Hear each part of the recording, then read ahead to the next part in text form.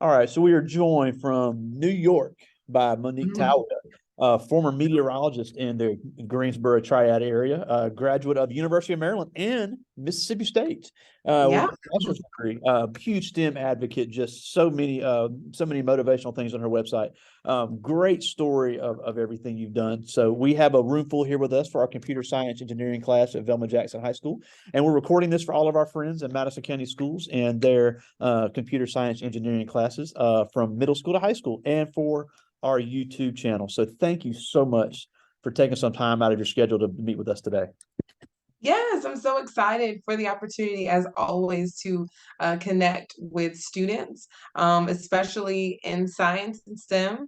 And I'm also always an advocate for diversity, whether it's women or other minority groups, because, hey, I mean, we deserve to be in the room too, just like everyone else. Absolutely. Now, before we get into we'll get into your career and things you've done and things you're doing now, but you start us with your college because you're from the Maryland area. Went to University of Maryland, and then got a master's degree at Mississippi State. So take us through that entire process because that's two great universities. Yeah, so I actually am from Jersey. So I'm actually from around here. Okay. And so I grew up, lived in New Jersey my entire life, all the way through high school, elementary, middle school, high school, same town. And I love the camaraderie and the sports of Rutgers, but Rutgers was arms length away. Literally, whenever I am driving anywhere in town, there's something Rutgers there. And I was like, I want to expand my horizons. I think that it's my time to do so. I wanted to go somewhere that was far, but not too far away. As I do have this background in journalism, in being in high school, we had our own television production program. So I actually had my own show in high school. So I wanted a school that was not too far away, but also had journalism tied to a very good journalism program. The options in terms of nearby states with being New York or Delaware or Maryland, it was like Syracuse or University of Maryland. Those were like my top two contenders. Syracuse is actually very far, and I'm not as excited about the cold, even though I am from the Northeast. So I was like, you know what? Maryland seems like a great fit. It's actually closer to, although Syracuse is in New York, you would imagine it's a state away. It's like probably like 6 hours or so. It's really up there. Or maybe not that far, maybe like five. But regardless, it's a pretty ways away, even though it's considered like the next state over. So I went to University of Maryland College Park with the intent of studying journalism, not meteorology. So to be very clear, I was not one of those people who grew up all my life saying, I want to be that. And my life turned out to look exactly like what I imagined. That's not true. So I was going to University of Maryland to study journalism. While there, my first semester, taking a course, I had put together a video. My professor saw it, and he basically said to me that he saw no potential in me. And so I told you how I grew up and lived in the same town most of my life. For me, that was like a very like hard conversation to have because I was already very unfamiliar with the area, like very unfamiliar. The culture was different, the food was different, the whole environment was different. Where when he said that to me, it just felt like maybe I should go back home where everything's familiar. Stuck it out another semester because I don't give up that easily. And I signed up for a weather and climate course. In learning about the weather, that's when I fell in love with weather. So I'm gonna fast forward a little bit. We can maybe backtrack on some of my story, but I want to get to it so I don't take too much time on this first question. But after, pursuing the meteorology, falling in love with it, I got my first job down in Wilmington, North Carolina. There's a story more to that, but got my first job down there. And while working there, I actually started working on the side as a substitute teacher where I would teach 6 through 8 middle school girls. The school was an all girls school. And I would teach students. And I remember one day when I was teaching, the students had finished their work. I would teach science.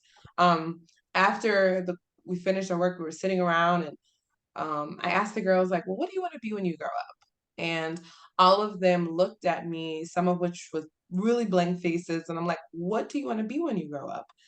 And one of the girls was like, "Well, I just want to get an apartment." And that really hurt me because we all have the capacity to do more than just get an apartment. Not saying apartments, I live in an apartment. Apartments are great, but that's not what our end goal should be. We should always dream bigger than that. And so that's why I decided to go back to school and earn my master's with the intent of growing my capacity to not only be an on-air talent, to be an educator as well in the sciences. Yeah, and something you did, and we looked at your clips, something you did on the air is you would incorporate science education into your forecast and into your story. So how did that come about? Because you had your own segment. You had the Mo on the Go segment when you were there in Greensboro. So talk about how that because for so long just the weather person was just reading off a prompter and just had a map there. But there was so much technology and science involved in that. And you Yeah. really took it to another level. Yes, thank you. So it's actually funny. I've always been a person that my creative brain was emerging different elements of the job in ways that were kind of innovative and new. I've always been that way. When I was in college, like I said, I stuck with the journalism. I added the meteorology, and I actually formed the first weather club on campus. Wow. So that was the beginning of me kind of like emerging my creativity with what I was already initially in pursuit of. At my first job, I had a weather segment too before Greensboro that was called Weather Wise, where every Wednesday I would take a weather term and do funky graphics and things to explain different weather terms. Then once I got into my second role when I was in Greensboro, North Carolina, I did have the series that you're referencing, the Mo and the Go, where I would go out and interview women um, that were phenomenal women in fields of STEM.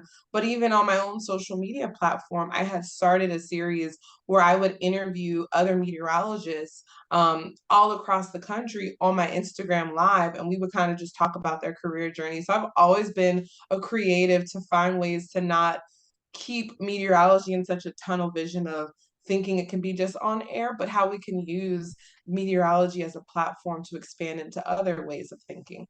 Yeah, and that's a good point too, because you think meteorology and you immediately think news station. But Yeah. there are so many different uses for meteorology. We had a guest earlier this year, Scotland Williams, who's another Black female meteorologist who was here on WJTV, and she has gone to Pensacola, Florida, and works with their emergency management system. So she uses those Oh, meteorological skills to help the community when it comes to weather warnings and especially a big hurricane zone. yeah, yeah. Weather is, I mean, as you can imagine, if you have to wake up, no matter who you are, no matter what you do, everybody wakes up is wondering what's the weather going to be. So imagine that on a business scale. If you're in business, you have to know if there's weather events that occur that can affect your business, good or bad. You Yeah. know, whether if it's about to be a huge snowstorm, all those plow companies are about to get the business they've been waiting for all year. Versus if there's a hurricane, maybe even all that plywood that has to be bought to board up homes and stuff like that. Now that demand goes up, and now that business is making a lot of money. But on the flip side, also, if you're a business that relies on people coming out, if there's a scary storm and everybody's staying inside, now your business suffers from that. So everybody, no matter what you do in the world, is affected by weather. And so because of that, we can use meteorologists in other spaces. There's even meteorologists for sports. Think about those sports that play outside, like golf, or if there's like the Olympics, or some of those major sports events, football games. Anything that can be outdoors is impacted by weather. So they need the expertise of a meteorologist to kind of tie into that. So even if you're saying, hey, like I'm really passionate about weather, but I also really love football, is there a way that I can merge the two? There is. There are literally people that are hired by those, like the NFL, by like golf organizations. They hire a meteorologist to forecast and predict it. Now those people, you think when we get it wrong that we get in trouble? Now if they get it wrong, it's a whole nother playing field, but they also get a lot of money. But just to showcase that there are more options out there where meteorology can be integrated into job roles. Yeah, and it's also a big need for meteorologists in the military. Yeah. And they're training meteorologists right out of high school. So Yeah. it is a growing field, and for people that are big on technology, the technological advancements in meteorology are just it's amazing what all they come up with now. Even on the apps, they need people to develop the apps for just the everyday user, for people traveling. So there is a big need for that. Now, one thing about you is you were the first Black female meteorologist in the history of WWAY there Yeah. in Wilmington, which is that's no small feat either. So, one thing we have a lot of these guests, and they say, you know, a lot of these, like you said, you talk to the girls and they didn't know what they wanted to be. A big issue is kids don't see things that they can be. They don't Mhm. see anybody that looks like them, whether it be a female or a minority. So, why was it so important for you, even though you're no longer a full-time broadcast meteorologist, why was it so important for you to step into that space to kind of change that narrative?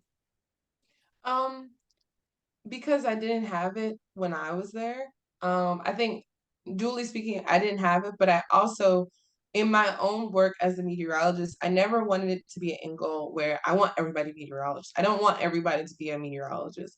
I just want to showcase to you that if you have differences from what everyone else is, pursue that.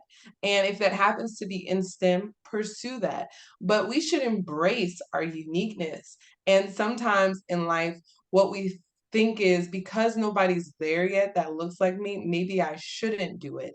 And so I want to be, if I have to be the sacrifice or like the sacrificial lamb to be the one to step up and say, I'll be the first, because the difficult thing about being the first, as much as people may celebrate it, when you are the first in anything in life, you're putting yourself in the most vulnerable space, for attack, for criticism, because no one has ever seen someone there before. So you stepping into that new territory makes everybody uncomfortable, and it makes everybody confused on how to accept your uniqueness.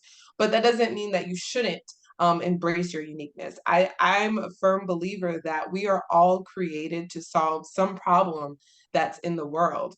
And if you don't walk in your uniqueness, unfortunately, the world won't get that problem solved. And as unique and different you may feel, it needs somebody to do it. I was reading something previously that talked about how the idea of like paper that we use every day.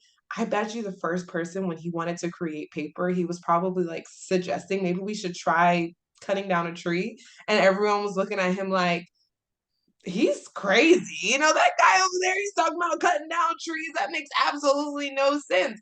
But now look at all of us using it, thinking like, we don't even think twice about grabbing a piece of paper to write something down. But at some point, it was a crazy idea. So, same for you and I, if there's crazy ideas that you have, what problem would you be solving if you actually acted it out? That's what we kind of got to think about. Yeah, and that's what engineers and scientists are all about. Is, you know, you're not going to get it right the first time, but having that idea to change a process. You don't have to reinvent Right. the wheel, but changing a process to make things more efficient, changing technology to be able to develop to help everyone are things that we desperately need scientists and engineers for. Now, Right. but now we're going to get to your recent change in your career, but I do want to hear about some of the areas that you've seen a need for STEM advocacy, because that's one thing you're real passionate about is diversifying all these STEM fields. So what are some of these areas that you've really seen a need for more young people to get into that these STEM fields are in desperate need of young minds? Um, I think a lot of it has to do with like on the leadership side in these STEM fields. A lot of times when I've spoken with people who are in STEM fields, there will be like people working on the front lines. That's like, as in, like, if you are an engineer, right? I have a lot of friends and peers who are engineers on the front line, but very rarely do they actually work their way up enough to get into like higher roles and positions, managerial roles, leadership roles. And that's actually where most of the change actually happens. We can all be evolving on the front line, but if people higher up are not making those changes, and kind of embracing the diversity and embracing those changes that we're seeing in the world, then it really doesn't matter if we just have them on the front line. And that's something that I even, personally encountered when we talk about the career change, because on the front end, I may be embracing change. I may be trying to adapt and try new things and styles, but not everyone in the world is interested in change. Change is difficult for a lot of people. And so until there's more people that are kind of in leadership in STEM roles, everyone won't be able to see how to really embrace diversity from the top down. Yeah, Yeah. and you had a good point on that in your on your reel. You talked about your natural hair on the air, and Yeah. that's been a very big topic in the last couple of years in the news field. Is Black women wearing their hair natural, and I know that trend, thankfully, is changing because you did it, and they even have their own conference. You know, Mm. I forget what the group is called, but they it's called Natural Journals or something like that. But it's all Black female journalists that wear their hair natural on the air, and that's a big change. Now, speaking of big change, in the last few months, you've stepped away from full-time broadcast meteorology. And I think it's important for kids to understand it can be a great career, but there are a lot of demands that maybe they don't know about. Because Yeah. when you're on TV, everybody else is home.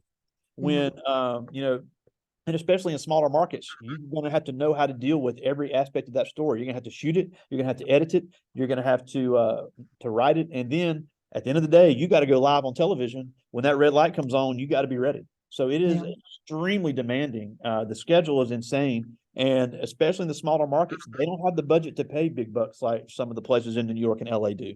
But there's still there's a need for diversity in the field. But I think it's important for people to understand what actually is required in this field because, like you shared in your video, it can be quite taxing. Yeah, yeah, it certainly can. And it's crazy because I actually have a lot of mentees that I actually help to get into meteorology roles. So for a lot of people, when they see me and they're like, how do you have mentees that you're supporting and encouraging, but you're stepping away? And the thing about being a mentor is, and the reason why I'm sharing all this is because I need to share all aspects of whatever it is, the knowledge that I have, so that you can then take that and make whatever appropriate decisions you need to make your unique impact in this Absolutely. world. And so, like you said, in full transparency, at the time when I was much younger, I was like, this works for me. This seems like something that I can do. And over time, when I started to get exposed to the negatives and the positives of it, I was like, the negatives are outweighing the positives a little bit too much for me. Now, not everyone has the same, perspective on it, but for me, it was a lot.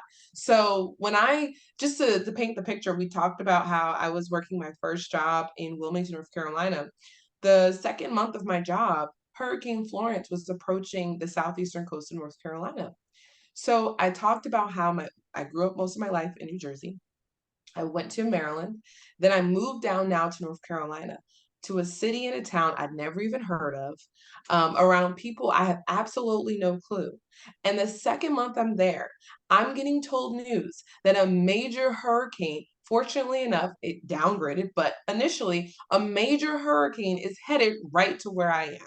I just moved in, just finally unpacked my stuff. I'm packing everything back, because I've never been in the path of a major hurricane before. Being in New Jersey, we don't generally get a major hurricane to impact us. So I'm like, I don't know what to do here.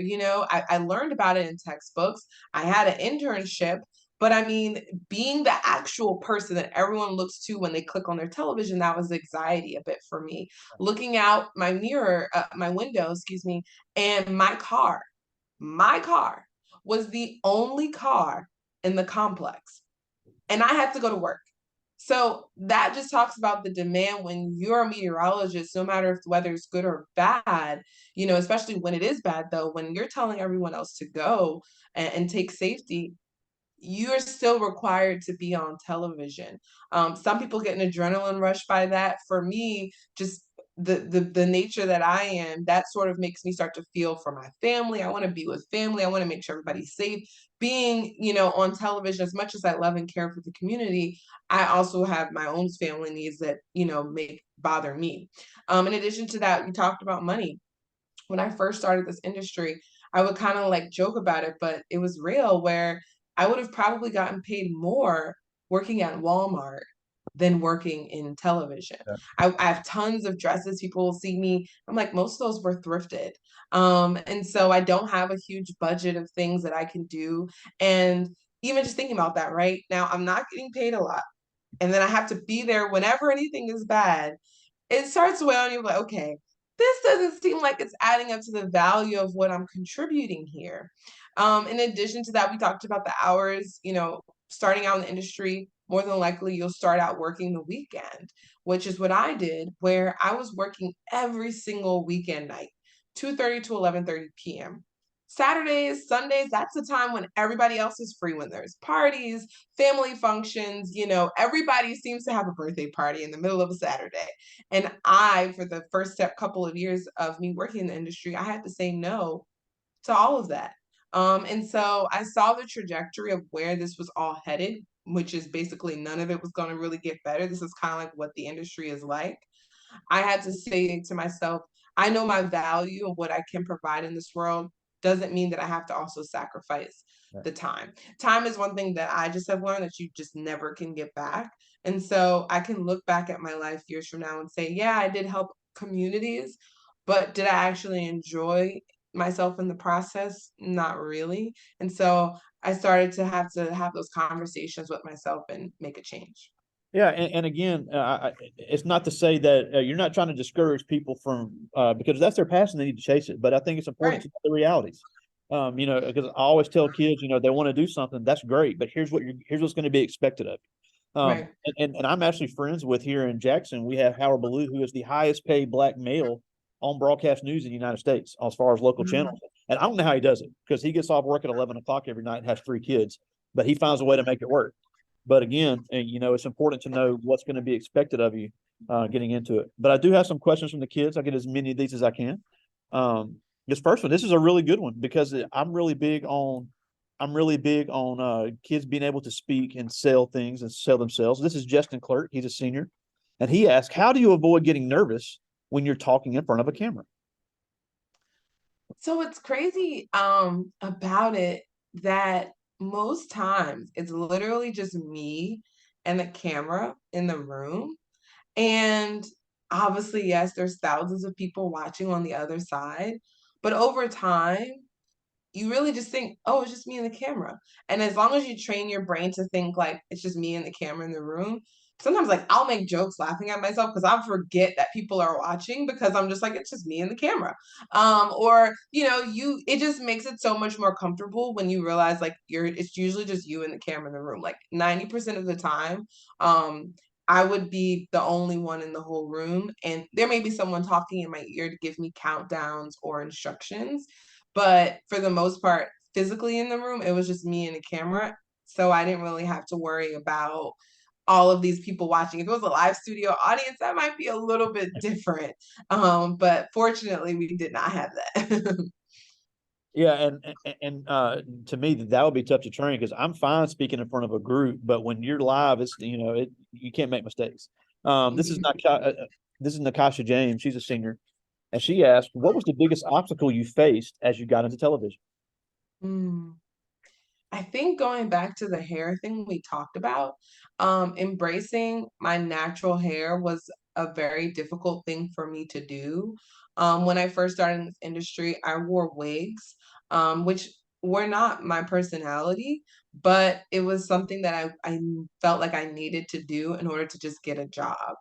And it just wasn't enjoyable for me. It felt kind of like, imagine like you're always wearing a hoodie where you're just like, I'm wearing this hoodie to fit in, to blend in, because I don't want to make a mistake that makes people, if I take this hood off, if people really see who I really am, will they like me? Will they accept me? And so over the time as I developed confidence, I started to realize like, hoodie or not, I'm still Monique. Let me take the hood off and just be myself. So that's when I stopped wearing the wigs and I started to embrace who I really am.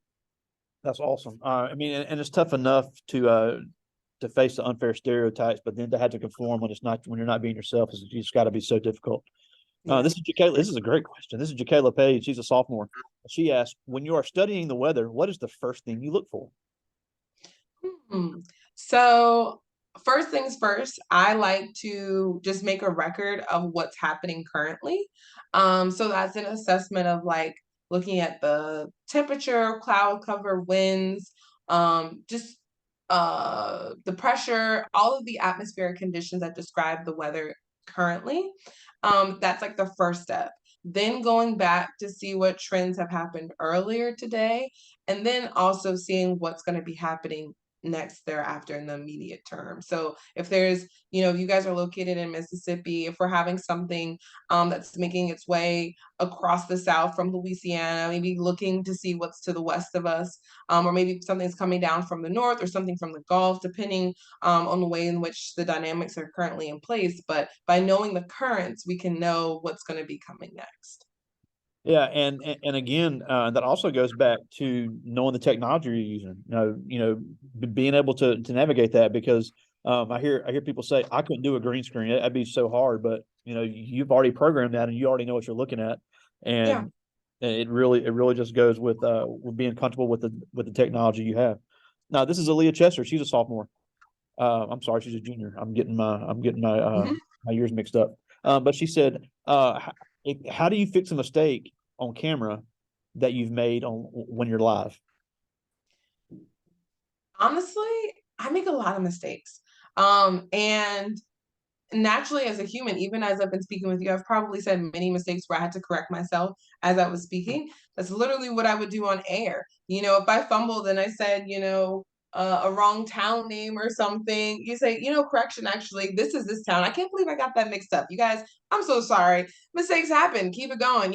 Laugh it off, joke it off. As if it's a serious matter. It's really important that you communicate your mistakes. That's like a thing about science.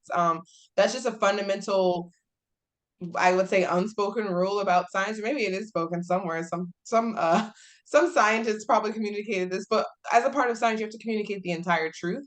And so if I make a mistake, especially as a scientist, I have to communicate where I went wrong.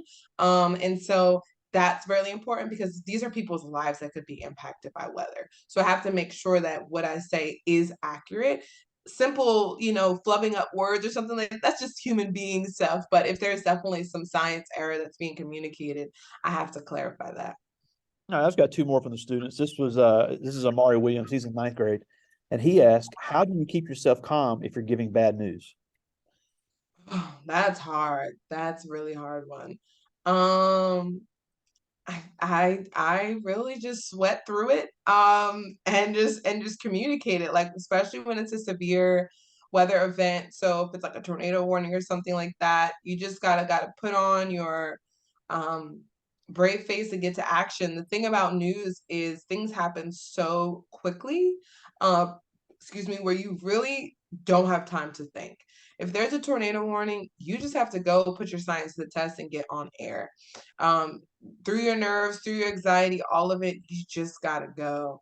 I remember one time very early on in the industry, and that's why you kind of start in smaller towns so you don't make those big, huge flubs and have those big worries by the time you get, to the bigger cities. By starting in a smaller town, if you do make those mistakes, you have those issues, those anxieties, you can work through it by the time you get up to the higher locations where you would work. But when I was first starting out in the industry, I remember one time, so then aside from um, being weather, but I used to also report out in the community. And I remember one time I was shooting a story and I just, they told me to go to this scene and I had my camera and I was with my intern also. And I just started shooting the video and this cop walks up to me and he says, you can't shoot here. And I was like, oh, I apologize. I was just getting this video for my news team.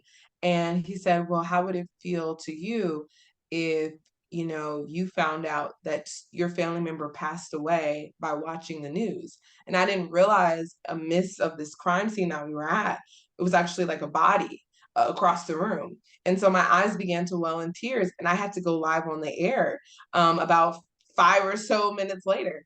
And so there's just some experiences where emotions just are a part of the job role as well. When you're in news, I mean, even in Hurricane Florence, there were images of people dying all the time through the aftermath of the hurricane.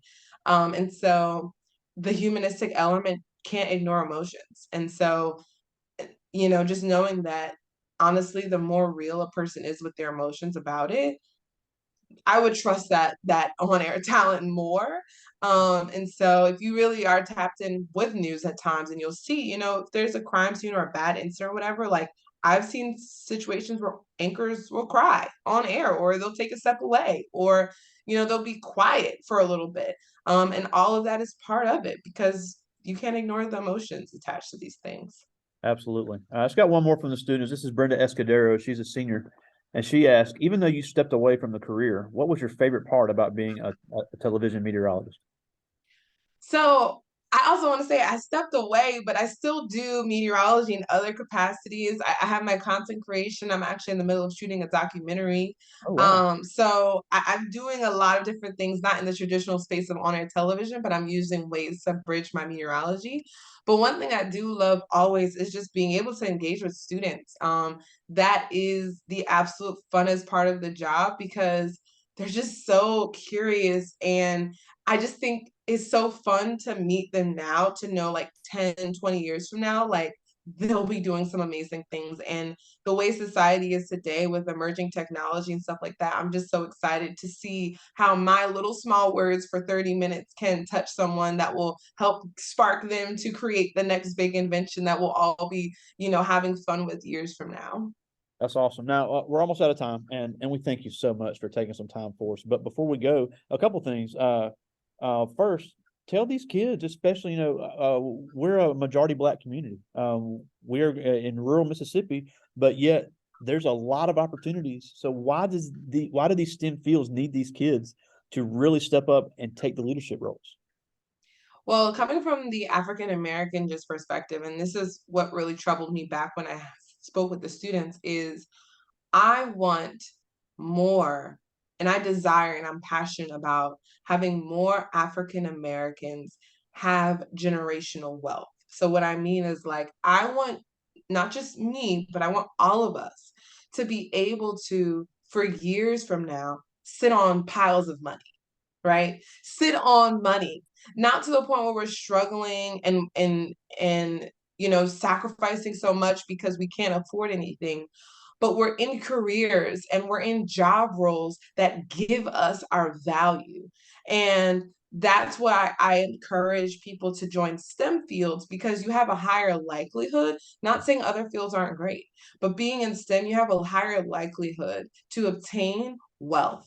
And so, because you have a higher likelihood to obtain wealth with this trajectory, I always encourage African Americans, especially, to pursue it because I want us to be wealthy. We are the most marginalized, discriminated, and just overall prejudiced group, in a way where when it comes to money, we don't always get it. And I want us to get it. I want us to not live in apartments, but homes. I want us to not just have homes, but have land, because that is the opposite of what this world was founded on. And so I really want that for us. And that's why I think STEM is a great segue into getting there. Yeah, and this is not an opinion. This is a fact right now. In the United States, Black females are the most educated portion of society, and it's really not even close when you look at the percentage of the degrees that are from a particular population that are being awarded. The majority of them are going to Black females, and there's just so much that can be done. And the Black males are growing as well too. There's just so much opportunity and so much technology and so much changing technology that needs these kids to use their thinking and their problem solving to really help the community. Now, before we go, tell us about your website, because those shirts you have behind you, you are selling them, and I think they're pretty cool. Yeah, so you can check out my website. On my website, on my shop, I have the weather store. This is just a design here of like it's a replica of me in a cartoon, but so many other women have purchased this shirt, just showing off like an African American woman with kinky curls doing the weather. I have another shirt here, pretty and professional meteorologist. Oftentimes, people try to discredit our professionalism, by just calling us pretty weather ladies, but we have degrees too. I also wanted to showcase here on this periodic element shirt of weather. Uh, Chemistry is one of the fundamentals of meteorology, in addition to every other science. I've taken all the physics and biology and such, but chemistry is certainly one of the fundamentals of weather. As we breathe in oxygen and we exhale CO2, well, that's all about weather. That's interacting with what's in our environment. So, yeah, that's pretty much some of the stuff that I have, but check it out all online.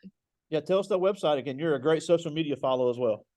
Yeah, so everything, anywhere you want to find me at Monique Tawiah. So MoniqueTawiah.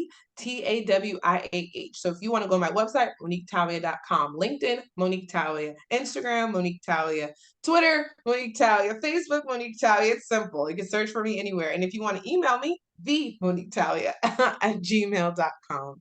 That's awesome. Well, again, thank you so much for taking some time out of your schedule. You have such a great story, such great passion for STEM advocacy, and a great person to have with us during Women's History Month as we close it up here. So again, Monique Tawiah, all the way from New York, thank you so much for joining us today. Thank you. I talk to you soon, my friend. All right, bye-bye. See ya.